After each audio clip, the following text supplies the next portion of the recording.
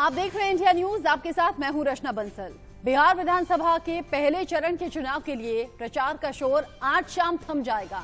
28 अक्टूबर को इस चरण में 16 जिलों की 71 सीटों के लिए मतदान होना है। इसको लेकर सभी दलों के स्टार प्रचारक और उम्मीदवार जीत सुनिश्चित करने के लिए जी जान से जुटे हुए हैं। चुनावी रैलियां एक के बाद एक हो रही हैं, लेकिन आज पहले चरण के लिए चुनाव प्रचार का शोर थमने वाला है।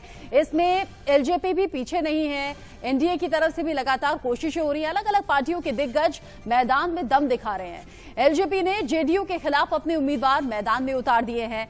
चिराग पासवान भी नीतीश पर हमलावर हैं। बहुत बड़ा बयान दे दिया। चिराग का कहना है कि एलजेपी की सरकार आई तो नीतीश को हम जेल में डालेंगे, क्योंकि घोटाले और भ्रष्टाचार बहुत से हुए हैं।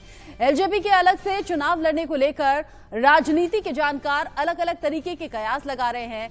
किसी का मानना है कि अलग चुनाव लड़कर एलजेपी ने एक बड़ा कार्ड खेला है और चुनाव के बाद एलजेपी किंग मेकर साबित होगी। लेकिन कुछ जानकार ये भी मान रहे हैं कि एलजेपी को अलग लड़ने का नुकसान उठाना पड़ सकता है।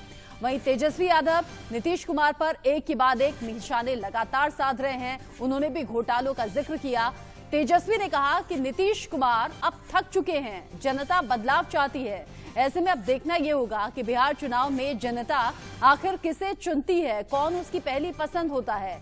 नीतीश तेजस्वी के बीच में इस जंग में चिराग पासवान के एलजेपी क्या खेल करती है। जो दावे बड़े बड़े हैं चिराग पासवान की तरफ से, उनमें सच्चाई क्या साबित होगी।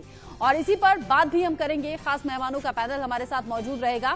साथ ही बिहार में ग्राउंड जीरो से हमारे संवाददाता भी लगातार बने हुए हैं। उनसे भी हम जानेंगे बिहार की जनता आखिर क्या चाहती है, क्या वहां के लोग सोच रहे हैं। लेकिन इस बीच बड़ी खबर आपको बताएं। बड़ी खबर औरंगाबाद से जुड़ी हुई। औरंगाबाद रैली में जेपी नड्डा ने बड़ा बयान दिया है। बोले आरजेडी वाले कभी नौकरी नहीं देंगे। आपको याद होगा महागठबंधन में भी और साथ ही साथ आरजेडी की तरफ से जो मैनिफेस्टो जारी किया गया उसमें 10 लाख नौकरियों का जिक्र था।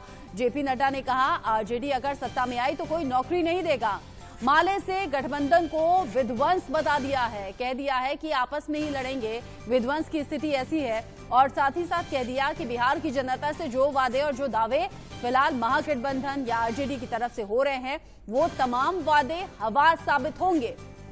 और ये वक्त ऐसा है चूंकि पहले चरण के लिए आज शाम चुनाव प्रचार थम जाएगा। ऐसे में अलग अलग पार्टियां अलग अलग जुगत से एड़ी चोटी का जोर लगा रही हैं। अलग अलग रैलियां हो रही हैं। इस बीच जेपी नड्डा ने बड़ा बयान देते हुए कह दिया कि विपक्ष के बहकावे में बिल्कुल ना आए। एक बार फिर से नीतीश कुमार को ही बिहार की कमान सौंपनी है और बिहार के विकास की रफ्तार को आगे बढ़ते देना है। उसे उस रफ्तार को कम नहीं करना है, उसे धीमा नहीं करना है।